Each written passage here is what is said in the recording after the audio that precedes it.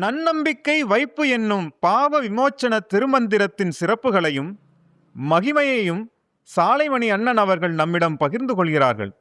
சாவா வரந்தரும் மூவா மருந்தெனும் முத்தமிழ் கரசரும் நீதியின் யுகம்வர சாதிமை தமிழ் தரும் வேதியர் கரசருமாகிய எம்மான் பிரம்ம பிரகாச மெய்வழி சாலை ஆண்டவர்களின் திருவடிகளை போற்றி நாம் வருகின்ற வைகாசி பௌர்ணமி நாளிலே நன்னம்பிக்கை வைப்பு எனும் பாப விமோச்சன திருமந்திரம் ஓத இருப்பதால் நாம் அந்த மந்திரத்தினுடைய சிறப்பையும் மகிமையையும் அதற்கு பின் நாம் எவ்வாறு நடந்து கொள்ள வேண்டும் என்பதை பற்றியெல்லாம் நம் தெய்வம் அவர்கள் நமக்கு கருணை கூர்ந்து அருளி இறக்கியுள்ளார்கள் என்பதை பற்றியும் நாம் இன்று பார்க்க இருக்கின்றோம். ஏனென்றால் பாப விமோச்சன திருமந்திரம் இதுவரை எந்த பெரியோர்களாலும் சன்னத பாரவான்களாலும் கூட இயற்றப்படவில்லை என்றால் வந்த பெரியோர்கள் எல்லாம் தன் மதத்திற்கு மூலமந்திரத்தை கொடுத்திருக்கின்றார்கள். பஞ்சாட்சரம், அஷ்டாட்சரம், களிமா, இப்படி எல்லா மதங்களுக்கும் ஒவ்வொரு மூலமந்திரம் உண்டு. நம் தெய்வம் அவர்களும் நமக்கு அதையெல்லாம் கோர்த்து சர்வ மூல மந்திரமாகவும் நமக்கு இறக்கி அருளியுள்ளார்கள். அது மட்டுமல்ல, இதுவரை எந்த பாரவான்களாலும் எந்த பெரியோர்களாலும் இறக்கப்படாத ஒன்றை, அதனால தான் வடலூர் வள்ளற் பெருமானவர்கள் பெரியப்பா அவர்கள் வருகின்ற காலத்தில், அந்த ஆதி வருகின்ற காலத்தில்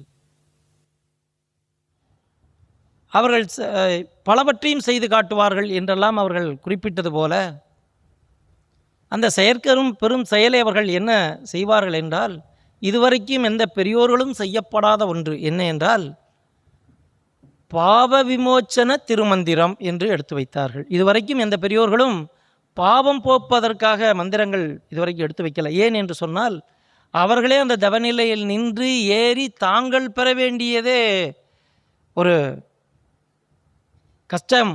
அப்படி இருந்த அந்த காலகட்டத்தில் மற்றவர்களுக்கு பாவம் போப்பதற்காக அவர்கள் வில்லை. ஆனால் நம் தெய்வம் அவர்களோ நம் மீது பெரும் கருணை கொண்டு அந்த பாவ விமோச்சன திருமந்திரத்தை நமக்கு எடுத்து வைத்தார்கள். பாவம் என்பது என்ன என்பதை பற்றி திருவாக்கியங்களிலிருந்து பகிர்ந்து கொள்கிறார்கள். முதலில் நாம் தெரிந்து கொள்ள வேண்டியது, பாவம்னாவே என்னன்னு தெரியணும். மூச்சு துண்டாட்டப்பட்டு நஷ்டமடைவது தான் பாவம் என்றார்கள். அப்போ ஒவ்வொரு மூச்சு நாம் வீண் பண்ணி கொண்டிருக்கின்றோம். ஏன்னா மெய்ப்பால் அறியவே தான் நமக்கு இந்த வயது தந்ததின் பிரயோஜனமானது மெய்ப்பால் அறிய என்று குறிப்பிட்டு விட்டார்கள். அப்போ இந்த வயதை நாம் தினந்தோறும் நம்முடைய மூச்சு எவ்வளவு வீணடித்து கொண்டிருக்கின்றோம் என்பதை பொறுத்து தெய்வம் அவர்கள் நமக்கு இந்த மூச்சு துண்டாடப்பட்டு நஷ்டமடைவது தான் பாவம் என்றார்கள். இந்த மூச்சு துண்டாடப்பட்டு நஷ்டமடையாமல் இருப்பதற்கும் தெய்வம் அவர்கள் நமக்கு ஒரு உளவு கொடுத்தார்கள். என்ன என்றால், புண்ணியத்திற்கு ஒரு உரு இருக்கிறது என்று சொன்னார்கள். புண்ணியத்திற்கு ஒரு உரு என்றாலே அவர்கள் தானே. அவர்களை நினைப்பதும் அவர்களை பற்றி பேசுவதும் அவர்களை பற்றி தோத்தரித்து கொண்டிருப்பதிலுமே தான் இந்த பாவ விமோச்சனம் நமக்கு விலகும் என்று குறிப்பிடுகின்றார்கள். நம்மை அண்டாது, ஏனென்றால் எடுத்த தேகமே அதற்காகத்தான், வயது கொடுத்ததே அதற்காகத்தான் என்று குறிப்பிட்டார்கள். ஆகவே நாம் இந்த பாவத்தளவிலேயே நாம் செய்து கொண்டிருக்கிறோம் என்றால் என்ன பாவம்? தெய்வம் அன்று பாட்டையர் அவர்கள் இட்ட கட்டளையை சிரமேற்றாங்கி அவர்கள் என்ன கனிவு கொண்டு அவர்கள் அந்த திருவாக்கு பிறங்கினதோ, தன் கூட வரணும்னு சொன்ன அன்னையிலிருந்து கடைசி வரைக்கும், பிரிவு காண்ட வரைக்கும் பார்த்தீங்கன்னா அவர்கள் சொல் மாறாதவர்களாக நடந்தார்கள். அதனால் நம் ஐயனினுடைய சொல்லுக்கு நாம் நேராக நிற்கிறோமே என்று நாம் தராசு வைத்து பார்க்க வேண்டும். இந்த பஞ்சமா பாதகங்கள் என்பது நம் உடலுக்கு தீங்கட்டு சேர்கின்றது. தெய்வ ஆசானுடைய வாக்குக்கு நாம் நேர் இலக்காக நின்றோமா? நாம் எங்கே செய்கின்றோம் இந்த தவறை என்றால், மயிர்கால்கள் தோறும் இந்த மெய் ஒட்டியிருந்தால் ஒழிய தீர்ப்பு நிச்சயம் என்றார்கள். அப்போது ஒவ்வொரு நிமிஷமும் நாம் வீணடித்து கொண்டிருக்கின்ற நேரமெல்லாம் பாவ நேரமே. இந்த பாவ நேரத்தை நமக்கு எவ்வாறு போக்கி நமக்கு அந்த கருணையாளர் போக்குகின்றார்கள் என்று நமக்கு ஒரு பகுதியாக எடுத்து வைத்துள்ளார்கள். பாவ விமோச்சன திருமந்திரத்தை ஓதிக்கொண்டு வருவதால் நமக்கு என்ன பலாபலன் என்பதை பகிர்ந்து கொள்கிறார்கள். என்ன என்றால், இந்த பாவ விமோச்சன திருமந்திரத்தை ஓதிக்கொண்டு வருவதால் என்ன பலாபலன் என்றால், மரத்தில் உழு உளுத்துரும் அல்லவா? சாதாரண மரத்தில் உழு உளுத்துருன்னா புழு அது மாவாட்டை கொட்டிடும். ஆனால் வைரம் பாய்ந்து விட்டாலோ அதில் உழு உழுக்காது என்று குறிப்பிடுவார்கள். அதுபோல நம் தெய்வம் அவர்கள் அந்த வாக்கியத்தில் குறிப்பிடுகின்றார்கள். இந்த நன்னம்பிக்கை வைப்பு எனும் பாவ திருமந்திரத்தை ஒருவன் ஓதி வந்தானாகில், மரத்தில் எப்படி வைரம் ஏறியதோ அதுபோல் நமக்கு வைரம் ஏற்றப்பட்டு நமக்கு எந்த ஒரு பாவத்தலைகளையும் சரி எதுவுமே நம்மை அண்டாது என்று நமக்கு தெய்வம் அவர்கள் அருளியுள்ளார்கள். அதுபோலவே இந்த பாவ விமோச்சன திருமந்திரத்தினுடைய செயலை பற்றி நம் தெய்வம் அவர்கள், ஏன்னா அவங்க வந்ததனுடைய காருண்ய நோக்கமே அந்த ஒரு காரணத்துக்காக தான் அப்படின்னு சொல்கிறாங்க. என்ன இயேசுபிரான் சொல்கிறாங்க, பாவிகளை ரட்சிக்கத்தான் அவர்கள் அந்த ஆதி வருவார்கள் என்றார்கள். அப்படி நாம் அந்த நல்லவர்களையும் சேர்த்து தான் நான் சொல்லுகின்றேன், எல்லாத்தையும் சேர்த்து அந்த அவங்க ரட்சிக்க வந்தாலும் அதம்பூத்த என்பவத்தை அடியோடு வேர்த்தினானாலும் தேவே. அதம்பூத்த என் பவத்தை அடியோடு என்றார்கள். பேர்த்து இன்றைக்கு நம்மளை ஆண்டு கொண்டிருக்கின்ற அவர்கள் அதை மட்டுமல்ல, பவக்கடல் தவிக்கும் மாந்தரை கரை சேர்ப்பதற்காக வந்தவர்கள் அல்லவா. இதில் மாட்டிக்கொண்டு இருக்கின்ற இந்த பவக்கடல் என்றால், இந்த கலியுகத்தினுடைய கடைசியில் நாம் கண்ணேர் பார்க்குகின்றோம். எங்கு பார்த்தாலும் அதமம், எங்கே பார்த்தாலும் ராஜ்ஜியத்திலையும் தவறுகள், பொய், கொலை, களவு, கள், காமம், இது மட்டுமல்ல இன்னும் தலைவிரித்து ஆடிக்கொண்டிருக்கின்ற தேச துரோகம், தெய்வ துரோகம், இதையெல்லாம் அதிகமாக இருக்கின்ற இந்த தருணத்தில் நமக்கு தெய்வம் அவர்கள் இரக்கம் கொண்டு நம் மீது இந்த பாவ விமோச்சன திருமந்திரத்தை எடுத்து அருளியுள்ளார்கள். பாவ விமோச்சன திருமந்திரத்தை நாம் எவ்வாறு கையேந்தி பெற வேண்டும் என்று குறிப்பிடுகிறார்கள். அப்படி அருளியுள்ள ஒன்றை நாம் எவ்வாறு கையேந்தி பெற வேண்டும் என்றும் குறிப்பிடுகின்றார்கள். நீங்கள் நம்ம இப்போ மந்திரம் சொல்கிறாங்கன்னா, இப்போ மற்ற மதங்களில் அது மாதிரி பாவத்தை ஒதுக்கிறக்கு நேரம் இருக்குன்னா போய் சொல்லிட்டு வந்துட்டா முடிஞ்சதா, அது மாதிரியாது. அப்போ பாவத்தை நம்ம செஞ்சுக்கலாம், போனால் ஓதுனா போயிடுமா? அப்படி அல்ல. அப்புறம் தான் அந்த பகுதியாக நமக்கு விரிவாக சொல்லி கொண்டு வருகின்றார்கள். இதை கையேந்தி பெற வேண்டும் என்றால், தஞ்சமென்று ஓர் நினைவாய் காக்கும்போது, நீ ஒரு நினைவாக நின்று இந்த மந்திரம் சொல்லும் பொழுது ஒரு நினைவாக நின்று இறைவனிடத்தில் உள்ளமுருகி, நாம் அறிந்து செய்த பாவங்களை தொட்டும் அறியாமற் செய்த பாவங்களை தொட்டும் எல்லா பெரும் பாவங்களையும் எல்லா சிறு பாவங்களையும் என்னை மன்னித்தருள வேண்டும் என்று கேட்கின்ற உரிமை நமக்கு இருக்குமே. ஆனால் நாம் எவ்வாறு அதை அணுக வேண்டும்? உள்ளமுருக தஞ்சமென்று ஒரு நினைவாய் காக்கும்போது தவிடுபொடு ஆகும். தவிடுபொடியாக போயிடும். பாவம் தவிடுபொடியாக போயிடும். அந்த ஆதி பார்க்க இந்த பாவமெல்லாம் தவிடுபொடியாக போய்விடும் என்று குறிப்பிடுகின்றார்கள். அது மட்டுமல்ல, இந்த கலியுகத்தில் அவதாரம் செய்து ரட்சித்து அருளசாட்சி புரிந்து கொண்டிருக்கின்ற நம்ம தெய்வம் அவர்கள் உடைய வல்லப சிறப்பு நமக்கு தெரியணும் அல்லவா. அவர்கள் யார் என்றால், ஊன் உறக்கம் இல்லாத ஒருவர். அது மட்டுமல்ல, இறப்பும் பிறப்பும் இல்லாத ஏகநாயகன். அடுத்ததாக குறிப்பிடுகின்றார்கள், முன்னு பின்னு இல்லாத முதல்வன் என்றார்கள். அது மட்டுமல்ல, கலியுக மக்களை ரட்சித்து ஆளும் நம்முடைய கலியுக வரதர். கருணையாளனாகிய நம் தெய்வம் அவர்கள் நம்மை எந்த எந்த எல்லைகளில் இருந்து காப்பாற்றி அருளுகிறார்கள் என்பதை பகிர்ந்து கொள்கிறார்கள். அப்படியெல்லாம் நமக்கு கிடைக்கப்பட்ட அந்த கருணையாளன் நம்மளை எந்த எல்லையில் நின்று கரையேற்றுகின்றார்கள் என்றால், அவருடைய தவத்தை போட்டு தான் நம்மளை நிரப்புகின்றார்கள், நம்மளை கரையேற்றுகின்றார்கள். எந்த எல்லையில் என்றால், இந்த அனித்திய ஆக்ஞை குடிலையை நாம் விடுகின்ற காலத்தில் ஒரு நாள் வந்துருமே, அந்த தருணத்தை குறிப்பிடுகின்றார்கள். இந்த அனித்திய ஆக்ஞை குடிலை நாம் விடுகின்ற அந்த காலத்தில் தவறாதவர்களாய் மறந்து விட மாட்டாங்களாம். நாம் அவர்களை எந்நேரம் வரைக்கும் நினச்சிருக்கிறோமா? ஆனால் அவங்க ஒரு நாள் நீ கையேந்திட்டியே என்னை பார்த்து அப்படிங்கிறக்காக நம் மீது கருணை கொண்டு தவறாதவர்களாய் அந்த ரூஹானி என்னும் அந்த ஜீவதேகத்தில் நம்மளை குடியேற்றி வைக்கின்றவர்கள். ஏன்னா நம்மளை எந்த எல்லையிலேருந்து கடத்தாட்டுறாங்கன்னு தெரியணும் நமக்கு. அங்கே செய்கின்ற அந்த காரியத்தை நாம் அந்த ஜீவதேகத்தில் நாமளே முயற்சி கொண்டு போக முடியுமான்னா நாம் செல்ல முடியாது. ஏன் என்று சொன்னால் நாம் வெறுங்கையர்கள், நம்மிடத்தில் வேறு எந்த ஒரு தவமும் இல்லை. ஆனால் அவர்கள் எல்லா கோடி மனுக்கீந்தாலும் குறையாத அந்த தவத்தை வைத்திருக்கின்ற காரணத்தினாலே நம் தெய்வம் அவர்கள் ஒரு நாள் நம் தெய்வத்தை நினைந்து உளமுருகி அவர்கள் பிள்ளை கொண்ட ஒரு காரணத்தினால், அவர்கள் ஏற்றுக்கொண்ட காரணத்தால் தன் பிள்ளையை கடைசி வரை இறுதி பரியந்த வரைக்கும் இருந்து அவனை அந்த கடைசி கோடு ஏற்றுவதற்காக அவர்கள் அந்த எல்லையில் எப்படி கடத்தாட்டுகின்றார்கள், ரூஹானி என்னும் அந்த ஜீவதேகத்தில் கரையேற்றுகின்றார்கள். அது மட்டுமல்ல, அடுத்ததாக குறிப்பிடுகின்றார்கள், காலனாகிய அந்த மரளி கையில் சிக்கி பேயவை இனங்களாகி விடாமல் நம்மை காப்பாற்றுகின்றார்கள். ஏன்னா நம்ம பேயாக போயிருந்த நம்மளைய அந்த கடைசி தருவாயில் வந்து நின்று பேயவை இனங்களாகி விடாமல் காப்பாற்றுகின்றார்கள். சாதாரணமாக உங்களுக்கு தெரியும், ஒரு போலீஸ் அதிகாரிக்கு என்ன ஒரு பவர் என்றால், நாம் எங்கு சென்றாலும் அவர் விசாரிப்பதற்கு அவருக்கு உரிமை இருக்கிறது அல்லவா? இருக்குல்ல, நாம் போனோம்னா அவர் கேட்கறது போல் யமதர்மராஜாவுக்கும் ஒரு உரிமை இருக்கிறது. காலகால யமகாலன் அவன் அந்த சாயுச்சிய பதவியை அடைந்தவர்களாக இருந்தாலும் அவனை தொடவே பார்ப்பான் என்று குறிப்பிடுகின்றார்கள். அவங்க டியூட்டி அவங்க கேட்குறது. அதனால தான் நாளைக்கு அவங்க நிற்கும் பொழுது டே அவன் என் பிள்ளை அப்படின்னு சொல்லுவாங்க. அப்படின்னு சொல்கிற அளவுக்கு நாம் நடந்து கொண்டு வர வேண்டும் என்று குறிப்பிட்டார்கள். அது சொல்கிறாங்க. அப்போ அந்த பரமபதம் பெற்றாலும் தொடவே பார்ப்பான் அப்படின்னு சொன்னால் நாமெல்லாம் ஏமாத்துறோம் அப்படின்னா, நாம் அவங்க பிள்ளையா? அவங்க விட்ட கட்டளையின் பிரகாரம் நாம் நேர்கோட்டில் நடந்து வந்தால் அவர்கள் அந்த எல்லையில் தட்டி அது என் பிள்ளையாடா அப்படின்னு சொல்லி காப்பாற்ற முடியும் என்று சொன்னார்கள்.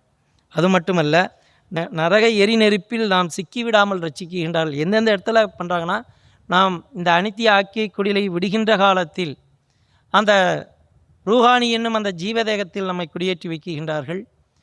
அடுத்ததாக காலனாகிய மரணினுடைய அந்த கையில் சிக்கி பேயவை இனங்களாகி விடாமல் காப்பாற்றுகின்றார்கள்.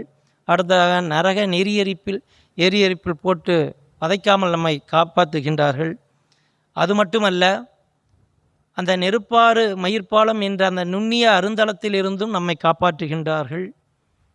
எந்தெந்த இடங்களிலெல்லாம் நமக்கு தெரியாது, நம்ம அறிவு கொண்டு நாம் அந்த எல்லையை அளவிட முடியாது. ஆகவே அவர்கள் ஒவ்வொரு எல்லையாக குறிப்பிடுகின்றார்கள். அதனால தான் மயிர் பாலம் கடத்தும் குருநாதர் அருகிருக்க மயங்காதிரு மனமே என்று குறிப்பிடுகின்றார்கள். அந்த மயிர்பாலம் கடத்துகின்ற அந்த தருணத்தில் அந்த குருநாதர் நமக்கு அருகாமையில் இருந்து அவர்கள் காப்பாற்றுவார்கள் என்று குறிப்பிட்டார்கள். அதே போல இறுதி தீர்ப்பு என்று சொல்லுகின்றோம். அந்த இறுதி தீர்ப்பு ஜட்ஜ்மெண்ட் டே என்று பைபிள் குறிப்பிடுகின்றது. அடுத்ததாக மறுமை நாள் என்று குரான் குறிப்பிடுகின்றது. அடுத்தது நீதி தீர்ப்பு நேரம் என்று ஆதி ஆகமங்கள் எல்லாம் குறிப்பிடுறாங்க. கருணை கடலோனாகிய நம் தெய்வம் அவர்கள் நம்மை எப்படி ரட்சிக்கிறார்கள் என்பதை பகிர்ந்து கொள்கிறார்கள். அப்படி கூறுகின்ற அந்த நாளில் கருணை கடலோனாகிய நம் தெய்வம் அவர்கள் அவருடைய ஐஸ்வர்ய நிதி செல்வந்தத்தை போட்டு நம்மை எப்படி ரட்சிக்கின்றார்கள் என்றால், முழுக்க அவருடைய தவத்தை போட்டல்லவா நமக்கு நிரப்பி அந்த நீதி தராசில் நமக்கு அந்த தராசு தட்டை தூக்கி உயர்த்தி தர கேட்குறோம். ஆனால் அது என்னன்னு கூட கேட்க தெரியாத நமக்கு அதை கேட்குற மாதிரி கூட வைத்திருக்கிறார்கள். அப்படி வைக்கிற அந்த எல்லையானது எப்பேற்பட்ட இடம் என்றால், பெரிய பெரிய பாரவான்களெல்லாம் அந்த இடத்துல கையேந்தி நிற்கின்ற ஒரு இடம். அதனால தான் சொன்னாங்க, தேசும் நிறங்கமழும் தெய்வ திருப்பதியில் கோஜா நபியும் வந்தா மீசான் தராசருகே. அந்த நபிபெருமானவர்கள் எல்லாம் அங்கே அந்த தராசருகே கையேந்தி நிற்கின்றவர்களாக இருக்கின்றார்கள். அந்த எல்லையில் அவர்களெல்லாம் தவமுற்று பெற்ற அந்த தவ எல்லையில் காமலி தேகத்தில் உழண்டு கொண்டிருக்கின்ற நமக்கும் அந்த எல்லையில் அவர்கள் கொடுக்குகின்றார்கள் என்றால் நாம் எந்த பயபக்தியோடும் அந்த சிரத்தையோடும் நம் தெய்வ எல்லையில் போய் வருகிற வேண்டும். ஒரு பாவத்தை செய்கிறதோ தெரிஞ்சு செய்கிறது ஒரு காலகட்டம், ஒரு பருவத்தில் செஞ்சிருக்கலாம். ஆனால் தெய்வத்தை நம்பி நாடி வந்து உள்ள வந்ததுக்கப்புறம் அந்த தவறுகளை தெரிந்தே செய்வானாகில் அவனுக்கு நரக நெறி எருப்பை தவிர அதுக்கு என்ன சொல்கிறாங்கன்னா துரோகம் என்று குறிப்பிடுகின்றார்கள், தெய்வ துரோகம் என்றார்கள். தெரிந்து அந்த தவறை செய்வனுக்கு அந்த நீதி தராசானது மன்னிப்பு கிடையாது. நான் என்ன செய்ய முடியும்னு கேட்குறாங்க. நான் அந்த தராசில் அந்த ஜட்ஜ்மெண்ட்லேயே நான் இருந்தாலும் அந்த நீதி தீர்ப்பில் உன்னுடைய நன்மை தீர்ப்பேறிய பட்டோலையை நான் தரலான்னு பார்த்தா உனது முழுக்க முழுக்க தவறேறிய பட்டோலையே இருக்குமானால் நான் என்னுடைய தவத்தை போட்டு தருகிறது என்று அங்கே தங்களுடைய ஆதங்கத்தை வெளிப்படுத்துகின்றார்கள். அப்புறம் அது மட்டுமல்ல, நமக்கு அடுத்து எடுக்கிறாங்க, காலனுடைய அந்த கோர அமளி எல்லையில் தப்பி வைக்கிறது மட்டுமல்ல, நரக எரி நெருப்பில் காப்பாற்றி நெருப்பாறு மயிர்பாலம் கடத்தி அந்த நீதி தீர்ப்பு எல்லையில் நமக்கு நன்மை தீர்ப்பேறிய அந்த பட்டோலையை அளித்து நம்மை காப்பாற்றுகின்ற அந்த தெய்வம் எப்பேற்பட்ட அந்த பெரிய நிலைக்கு நம்மளை அழைத்து செல்லுகின்றார்கள் என்றால், அந்த உத்தியோ விருந்தாவென்னும் அந்த சொர்க்கலோகத்தில் புகுத்தாட்டி வைக்குகின்றார்கள். எங்கேயெல்லாம் நம்மை அழைத்து சென்று அவர்கள் புகுத்தாட்டி வைக்குகின்றார்கள் என்றால் அந்த உத்தியோ விருந்தோவென்னும் அந்த சொர்க்கலோகத்தில் புகுத்தாட்டி வைக்குகின்றார்கள். அவர்களுக்கு இது மட்டுமல்ல, ஒவ்வொரு இடத்துலையும் காப்பாற்றி எப்படி வருகின்றார்கள் என்பதை நாம் ஆடிமேய்ப்பு திருக்கோல காட்சியிலே அடுத்ததாக பார்க்க இருக்கின்றோம். ஆகவே எப்படியெல்லாம் நம்மை காபந்து பண்ணி அந்த கருணையாளன் கொண்டு வந்து ஒவ்வொரு இடமாக சொல்லுகின்றார்கள். காலனுடைய அந்த கடுவாயில் மாட்டிக்கொள்ளாமலும் அந்த இதில் அந்த நரக எரி நெருப்பில் மாட்டிக்கொள்ளாமலும் இதிலிருந்தெல்லாம் ஒவ்வொரு இடமாக காப்பாற்றி நம்மளை கடைத்தில் அந்த உத்தியோ விருந்தாவெனும் அந்த சொர்க்கலோகத்தில் நம்மை புகுத்தாட்டி வைக்கின்றார்கள். ஆனால் நம் தெய்வம் அவர்களோ உண்மையாகவே நினைத்து பார்த்தால் நாம் அந்த எல்லையில் அப்படியெல்லாம் காண்போமா? நமக்கெல்லாம் அந்த வாய்ப்பு உண்டா? நாமளும் மாணிக்க வாசக பெருந்தகையாக ஆக முடியுமா என்றிருந்த நமக்கு அந்த வெள்ளையானை பவனி வரும் அந்த திருமண மங்கள காட்சியினை என் 2 கண் கொண்டும் பார்க்கும்படியாக செய்ய வேணும் அப்படின்னு நம்ம கேட்குறோன்னு சொன்னால் அதற்கும் அவர்கள் காட்டி அருளுகின்றார்கள் என்றால் அவர்களுடைய அந்த கருணைதான் என்ன என்று சொல்லுவது? அந்த திருமண மங்கள காட்சியினை நாம் பார்ப்பதற்கும் நமக்கு அவர்கள் அருள்வாளிக்கின்றார்கள். நம்மை இப்பேற்பட்ட பெரிய நிலைக்கு அழைத்துச் செல்லும் கருணையாளனாகிய நம் தெய்வம் அவர்களுக்கு நாம் செய்ய வேண்டியது என்ன என்பதை பற்றி பகிர்ந்து கொள்கிறார்கள். அப்போ இப்படியெல்லாம் செய்கிற அந்த கருணையாளனுக்கு நாம் செய்ய வேண்டியது என்ன என்றால், 1 அடைக்கலம் காவற்பாடு தேடுதல், முழு சரணாகதி. அவங்கள தினந்தோறும் நினைந்து உருகி எப்போ நேரம் கிடைக்குமோ அந்த நேரத்திலையெல்லாம் அந்த நமக்கு கிடைச்ச இப்பேற்பட்ட சர்க்குரு பெருமான் அல்லவா, அப்படி என்று நாம் நினைந்து உருகி அவர்களை காவற்பாடி தேடி அடைந்து கொள்வது ஒன்று. இன்னொன்று, அவர்கள் சொற்பெறலாதவனாக நடந்து கொள்ள வேண்டும். இதைத்தான் குறிப்பிடுகின்றார்கள். இந்த சொற்பொருளாதவனாக நடப்பதற்கு நாம் தினமும் சென்ற நாள் சென்றிட்டாலும் இனி செல்லும் நாள் சென்றிடாது ஒவ்வொரு நாளையும் நாம் கவனத்தோடும் ஜாக்கிரதையோடும் இந்த தெய்வ வேதங்களோடு நாம் புழங்கி வருவோமே ஆனால் தெய்வம் சொன்ன அந்த வாக்கு நமக்கு பலிக்கும். தூசி பறந்தாலும் சங்கரிக்கப்படும் என்று சொன்ன அந்த வாக்கானது நீ அந்த நேர்கோட்டில் நடந்து வருவாயானால் நாம் உன்னை ரட்சிப்போம் என்றார்கள். ஆகவே அந்த பெருமானுக்கு நீங்கள் இந்த பழங்களை சமர்ப்பிக்கிறது இல்லை போய் அமுது சமர்ப்பிக்கின்றதுனால உங்களுக்கு இறங்கி வந்துடுவாங்கன்னு ஒருபோதும் நீங்கள் நினச்சிடாதீங்க. இந்த பாவத்தை செஞ்சுட்டு போய் சமர்ப்பணம் பண்ணாவே அதுவே எச்சா பாவம் வந்துடும் நமக்கு. எந்த இடத்துல நாம் தூயவனாக இருந்து கொண்டு, எப்படி நபிகள் நாயகம் ஒருவர் சக்கரை தின்னுக்கிட்டு இருக்கான் பையன் அப்படின்னு சொல்லும்போது ஒரு வாரம் கழிச்சு வா நான் மறுபடியும் சொல்கிறேன்னு சொல்லிட்டு அவங்க சக்கரை திங்காமல் இருந்து அந்த நியாயத்தை கற்பித்தார்களோ அதுபோல் நாமும் எந்த ஒரு இடத்துலையும் நாம் முதல்ல யோக்கியமாக ஆகிக்கொள்ள வேண்டும். இருக்கலாம், தவறுகள் இருந்திருக்கலாம், திருத்திக் கொள்ளுவன் தான் மனிதன் என்கின்றார்கள். அப்படி திருத்திக் கொண்டு இன்று வருகின்ற இந்த தருணத்தை தெய்வம் அவர்கள் சன்னிதானத்தின் முன்பு நாம் ஒரு உறுதி எடுத்துக்கொள்கின்றோம். என்ன என்றால், இனி இந்த தவறுகளை செய்ய மீளமாட்டோம் ஆண்டவரே என்று நாம் ஒரு உறுதிப்பாடு எடுத்துக்கொண்டு வர இருக்கின்றோம். அந்த தருணத்தில் நாம் அனைவரும் ஜாக்கிரதையுடனும் ரொம்ப கண்ணியமாகவும் நாம் அவர்கள் கொடுத்த அந்த வாக்கு நாம் கொடுத்துவிட்டு வருகின்றோம். அந்த வாக்கை நாம் காப்பாற்ற நாம் ஒரு உறுதி எடுத்துக்கொள்ள வேண்டும் என்று கேட்டுக்கொண்டு, இந்த பெரும் செயலை நாம் அனைவரும் அடைவதற்கு நம் குலதெய்வம் அவர்கள் பேரிரக்கவாளன் பாவங்களை எப்படி போக்குவது என்று தெரியாமல் இருந்த நமக்கும் அந்த பாவ விமோச்சன திருமந்திரத்தை அருளி நம்மை அந்த எல்லைகளை காப்பாற்றி நம்மளை அந்த பெரும் பதிக்கு ஆளாக்க வேண்டும் என்ற ஒரே நோக்கத்துடன் வந்து அவதரித்த நம் தெய்வம் அவர்களுக்கு நான் நமஸ்காரம் செய்து கொண்டு வெற்றி பெறுவதை தொடரும். நமஸ்காரம்.